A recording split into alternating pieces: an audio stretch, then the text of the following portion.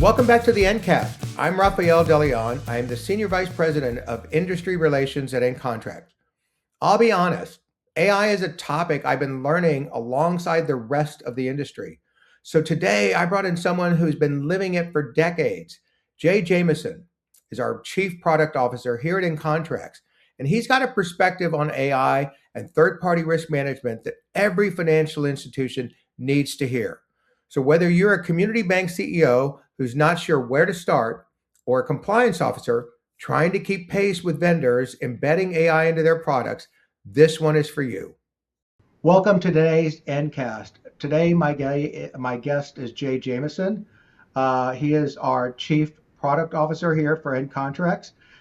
Jay, why don't you tell us a little bit about your background? Because I think you have a fascinating background, and what we want to talk about today is really about AI risk and the trends that are impacting financial services. Yeah, sure. I had been working at another enterprise SaaS company in the governance, risk, and compliance space. And I would say that the market opportunity in this sector for enterprise software to really help solve problems was really apparent to me. What really attracted me to Ncontracts beyond just this market was first meeting Michael Berman, who's just got so much passion and energy for the space, but also so much passion around building a great organization that is filled with other people that are hungry, humble, and smart, and that really have that energy to delight customers.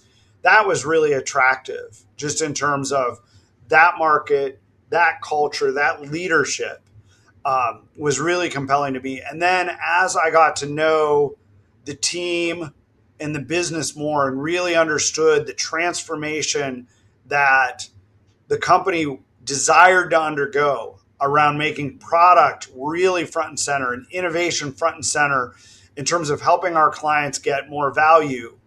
That was really, really exciting because it really was a story of a company that was already a really, really strong business and with a really strong set of customers that were really engaged with our products and with our company. And really trying to say, how do we really take that strength and become really, really compelling as a leader in this space, truly at that next level. That really grabbed me because it wasn't just a nibble around the edges type of thing. It was something where I think the vision that Michael and the team conveyed was really bold and ambitious. And I liked that. I was excited to be able to have the opportunity to be a leader and try to have an impact in that effort. You've been dealing with AI for quite a while, your background and your career. For me, it's relatively new, other than, systems that financial institutions that we're using were more based around machine learning. But just since generative AI and ChatGPT and others have jumped on the scene, I was an early adopter and I've been learning how to use it. But from your perspective as a product officer, technology officer, what surprises or what do you think the industry is getting wrong about where we are with AI and how they're jumping into it?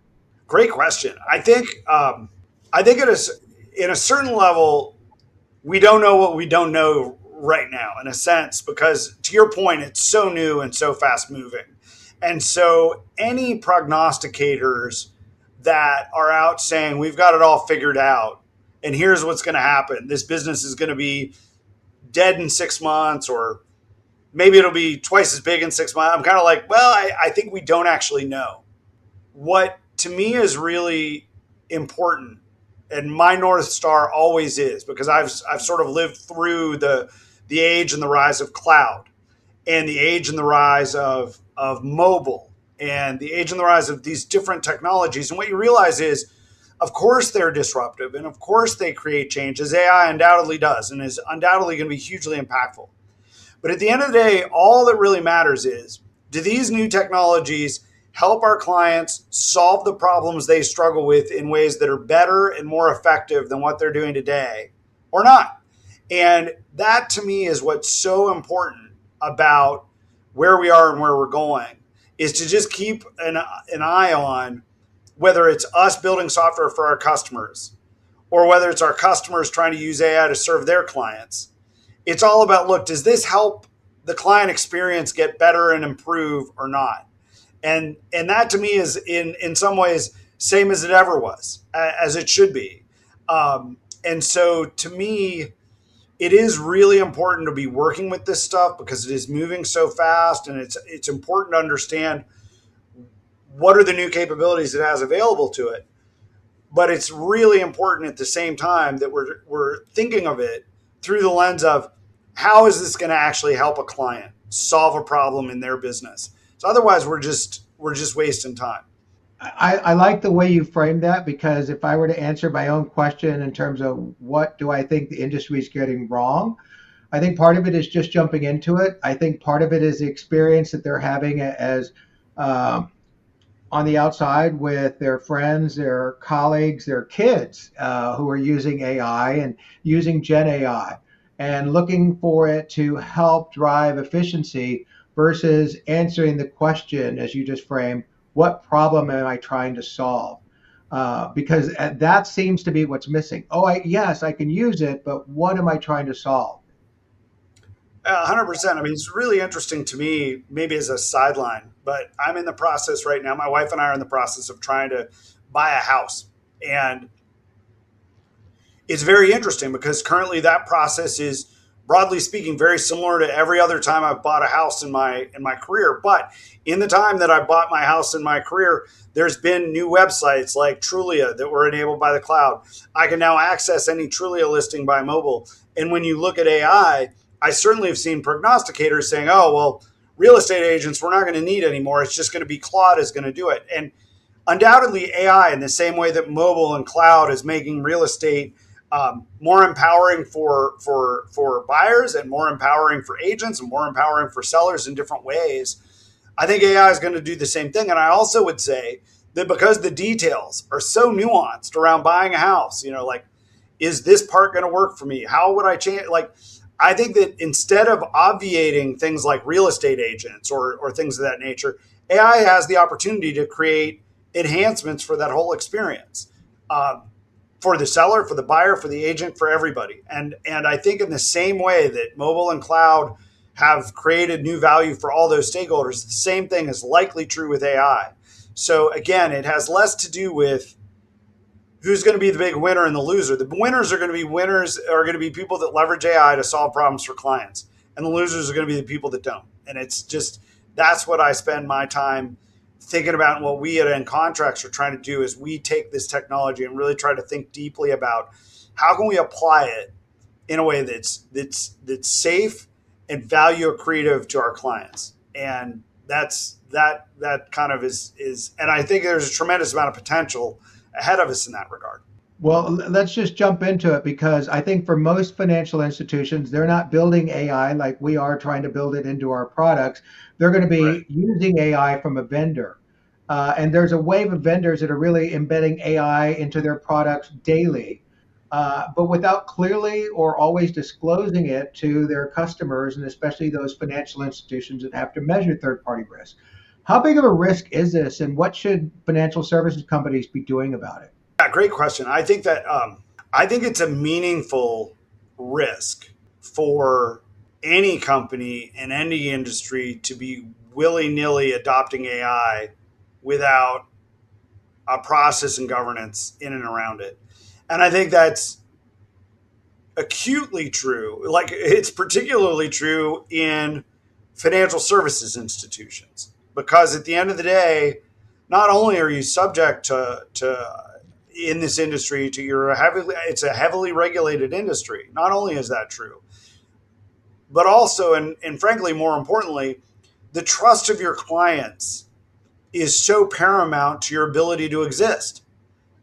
When you think about bank runs at the end of the day, for example, the most sort of acute crisis any institution could have,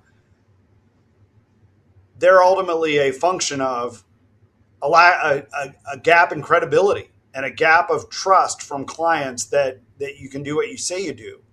And in a world where this technology is moving so quickly, and where the power of the AI capabilities is so strong and getting stronger every day, I think it's vitally important that a governance framework is in place at financial institutions, banks, at our clientele, to be able to know what are we doing and with what data is this powerful new technology interacting with, and are we being intentful about it?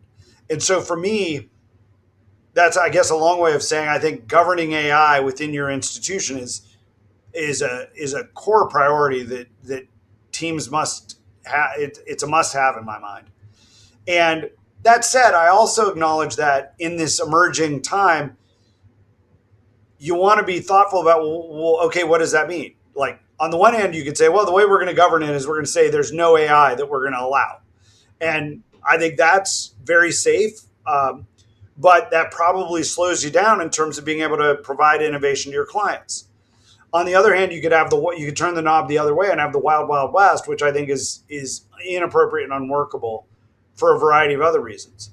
So the balanced approach that I tend to talk to clients about, that I think is a useful medium, because I think it can be both practical and um, uh, a beneficial to building more long-term sophistication, is one where you really start by thinking about sort of how do we think about sort of the data that we have, and sort of what tiers of data we have is very important. And usually any level of IT security in your organization will have a sense of, have we tiered our data from, hey, this is experimental data that we may use to try stuff out that is never touching anything in production. It doesn't have real client information. It's all just made up dummy data.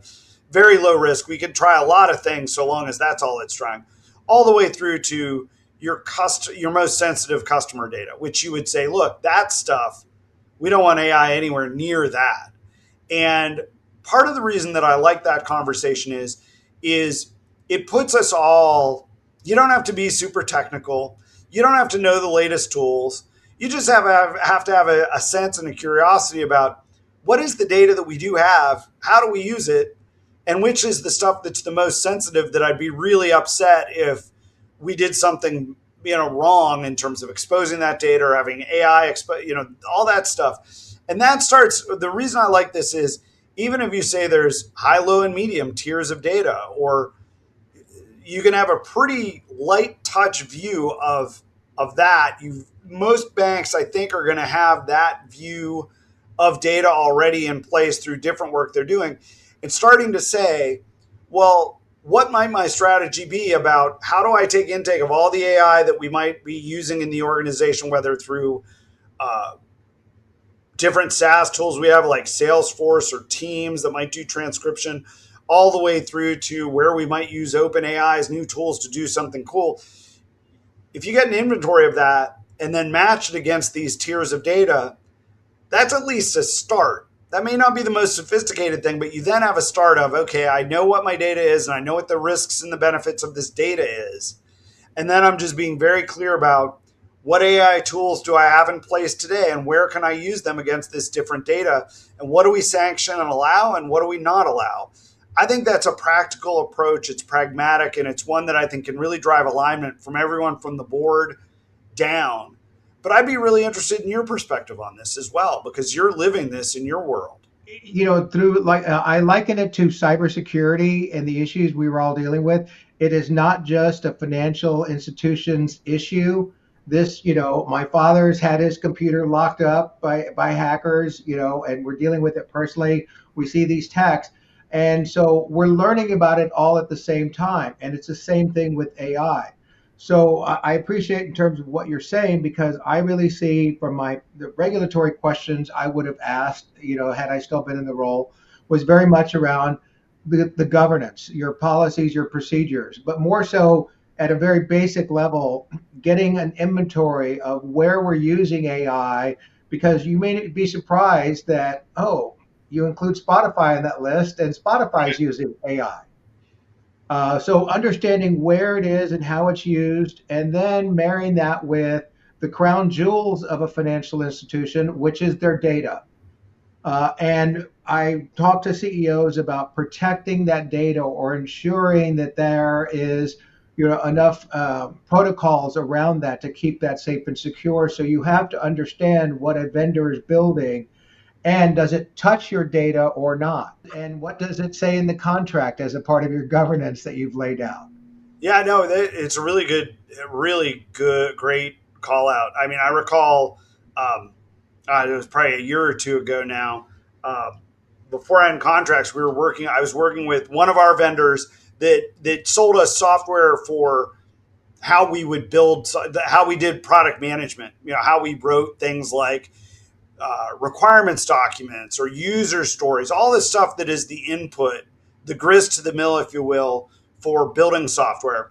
Um, the firm we used to help us with that had rolled out an AI layer to what they were doing. And what it was interesting was when we reviewed the document, the license, their license asserted a perpetual license in perpetuity for at a worldwide level to basically any data that we put in there on user stories or customer info, anything that we did, they asserted like, well, now we have a worldwide right to it forever to train our systems. And we were like, wait a minute.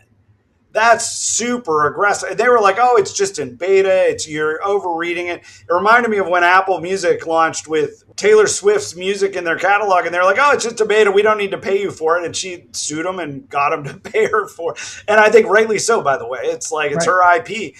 I just remember talking to them and they're like, oh, yeah, why do you say it? Why is it such a big deal? And you realized, oh, it's a really big deal because you're asking me to give you my data forever. And I don't understand why you need that. And the part of what I'm getting at that I think you're hitting on so well is part of the reason it's so important to build this capacity now is we only tripped over it because we were like, we should just really read the license closely. And had we not done that, we would have just sort of gone forward because they were an industry leader and everybody uses them and so on and so forth. And the point I'm getting at is we are all well suited to start taking on this task now, because otherwise we could expose ourselves through not bad intent, just through not quite building that muscle set of what's the data, what are the different tiers of it, and what are the services, and what are the things they're asking for through their license, and does that comport with our current policies? Because as exciting and as new as the world is, all that stuff is unchanged. All those requirements and policies and controls still remain vitally important for us. And I'm going to start off by framing the next question about third-party risk management and its evolution. I really think this area is critical because of how fast things are changing.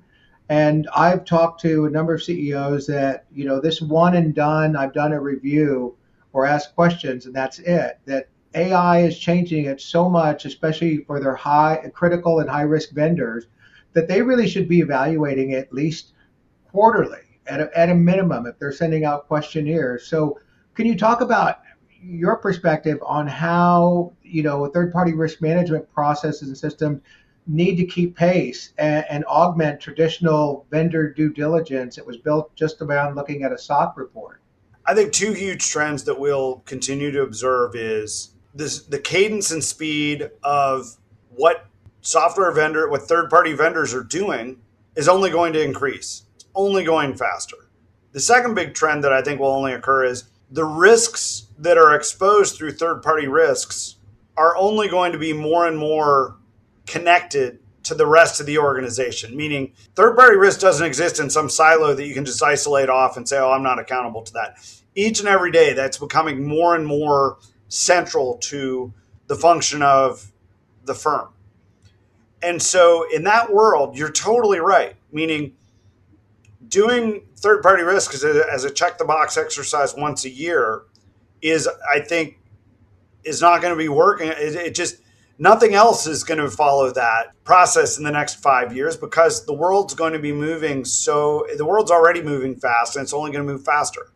And the connectivity, the impact of the risk that you have in your vendor base is only going to have tighter and tighter connections into the rest of your company, whether it's your business continuity planning, whether it's your enterprise risk all up, whether it's the exposure of cyber risk, like all these vectors of risk that you're trying to protect have got to be part of your third party. The third party is a huge part of that. And so this weighs on us as we look at our roadmap development on vendor management and end vendor in particular. And as we think about that innovation agenda that we have, it is in service to doing a couple of things. One, it's really about make sure that we are streamlining the experience as much as possible for our users so that the information that they need to focus on is what's surfaced front and center, that it's just easier and simpler to get at what it is they need to know, what it is they need to do, what are the things that AI, you'll see in time, AI surfacing, look, we've looked at all these docs, this is what we think you should do, these are the experiences you should have.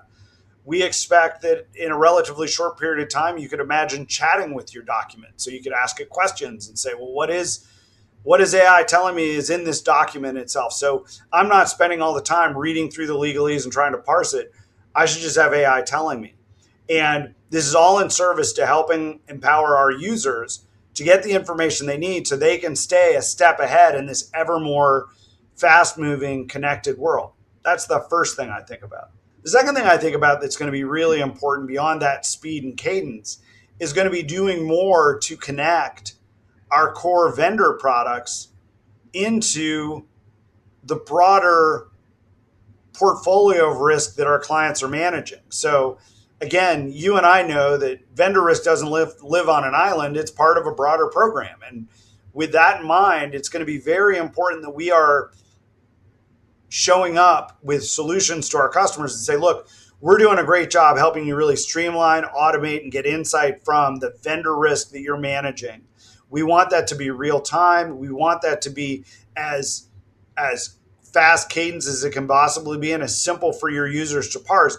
But all that then shows a set of activity that you're going to want to track over in your enterprise risk register so that that is bubbled up where it needs to do and is tracked with the rest of the risk that you have in your organization.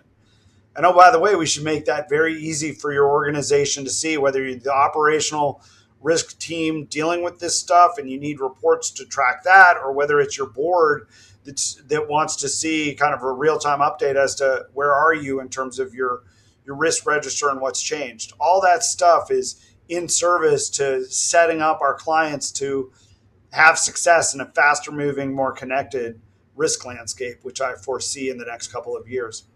I think you're absolutely spot on with that, especially with the speed of change and how it's adopting.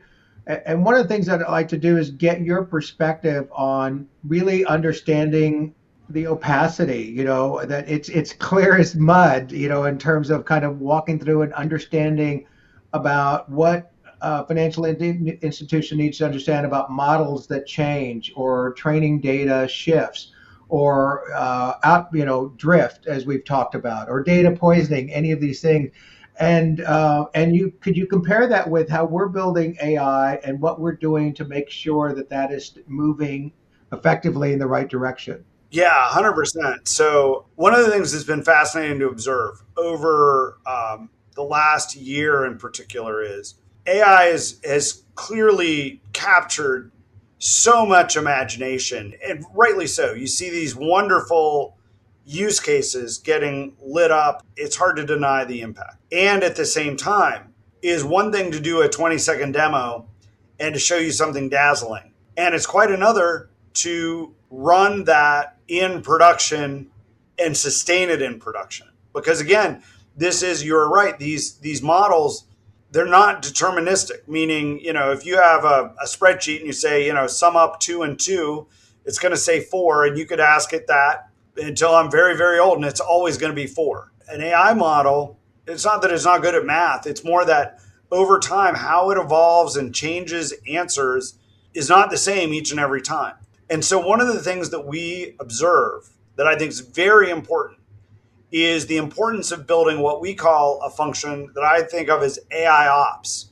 So in the world of cloud, you had this concept of DevOps, developer operations, meaning what do we need to do in a world where cloud computing makes it much easier for our developers to just write their software code, and then they enter a set of instructions, and those instructions basically enable the code to become operationalized in the environment. That was DevOps. Now you have this idea of, well, now I have this AI solution. What are all the things that I need to put into place to ensure that we're tracking, not only getting it deployed, but that we're watching, is it still as accurate as it was? What is happening with it? Is it getting better, or is it the same, or is it worse, and why? And how does that go on? And how do we evaluate that in an automated way to ensure that we're keeping that going? There's this process called evaluations, which is it's been a fascinating new field of the AI ops world that we do extensively at Ncontracts, because we have very high thresholds of, we're not going to put something out if we can't hit very, very high thresholds of quality and prove that we can maintain them over time. As the questions get more sophisticated, as the models evolve, and so on. And what the evaluations process does is it creates that baseline and that tracking mechanism to watch, how do you get up to the level of quality, and then how over time would change in the models and the technologies, because those technologies are going to happen behind the scenes. How do you think about moving to the latest models in a way where you can assure that your quality level is only going to improve? Fascinating new area of development. And it's one that I think is currently really undercovered, because it's such a new world and there aren't many of these tools out there, that I don't think that clients and many in the industry are really thinking about, well, how are we proving to ourselves that we're actually delivering that quality, and that quality is of operations is improving? So how is your AI ops function working today? What have you learned, and what's going on? It's a really fascinating area, and I think very important for companies as they think about adopting AI and delivering it to clients in production scenarios. So another good question for financial institutions to ask a vendor that is developing AI. But I was really struck by when you were talking about this on the AI ops, because I was thinking about my experience as a young examiner. And I would answer questions based on, what I knew of the law, the textbook, and here are the right answers. But my answers were very different after 32 years of being seasoned on the job and seeing multiple different types of scenarios and how this played out. And those variables changed. And so I would usually start off my answer, well, it depends, because it's not just it's not always black and white. That's really fascinating. That's a really interesting perspective, and I'm glad you shared that, because it makes real in a very human way, sort of that, like, how things evolve over time with these tools. And I think it speaks to the fact that we're all, in a sense, pioneering our way through this. And I think it's good to have the humility and the open ears to sort of listen to experience and really think about what we're doing. And what you're saying resonates very heavily.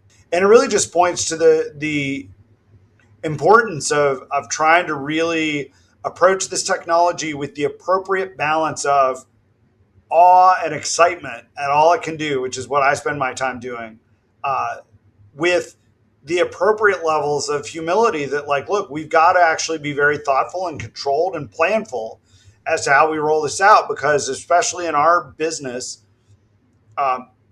we know and take really seriously that clients are looking to us for trustworthy answers and trustworthy solutions, and it bears us thinking these things really through carefully and sharing experiences and perspectives transparently as to what we're learning. So really appreciate your perspective on that. Well, again, it just kind of struck me at a gut level as you were answering that. And then I'm like, yeah, that's how my thinking did evolve on this. And politicians might be called, they flip flop. But if you really look at it, hopefully it's their thinking has evolved. Right.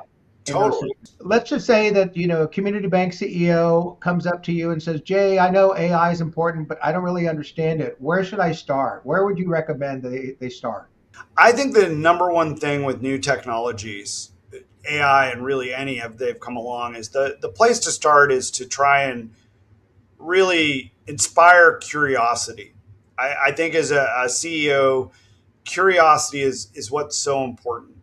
And some tactical things that I could imagine asking a CEO of a community institution in the manner you described would be to say, look, why don't you choose any one of the LLMs? Don't even have to pay, do it for free if you want.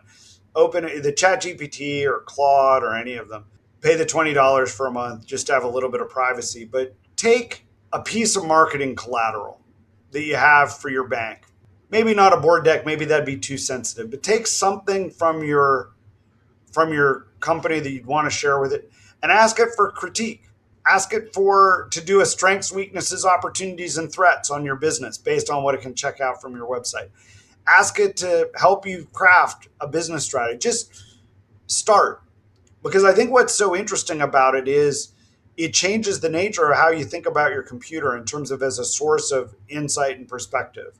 So when I'm thinking about building board presentations, for example, I will often work with our enterprise chat bot to forecast for me what questions you think would be the hardest questions to ask in this board presentation. Then we can brainstorm answers. Or if I need to write a speech, help me understand what you think might be, I'm thinking of this structure. Can you help me build a better outline? Things of that nature. Just try and take some steps, because I think that if you haven't done anything with it, that I think would be a good place to start, is just get your own creativity sparked. And then as a leader of an institution, being the CEO, I do think trying to set a tone of inspiring that curiosity throughout your organization would be a value add. And so I would seek to do that with the caution that we want to do it safely, that we exist to serve our clients, we exist to serve our members, and we are here serving a purpose in our community or for our stakeholders.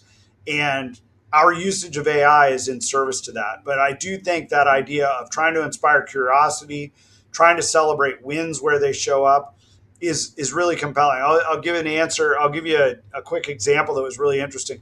In our finance function at Ncontracts, there are a number of, we've got a fantastic team. They're a terrific group.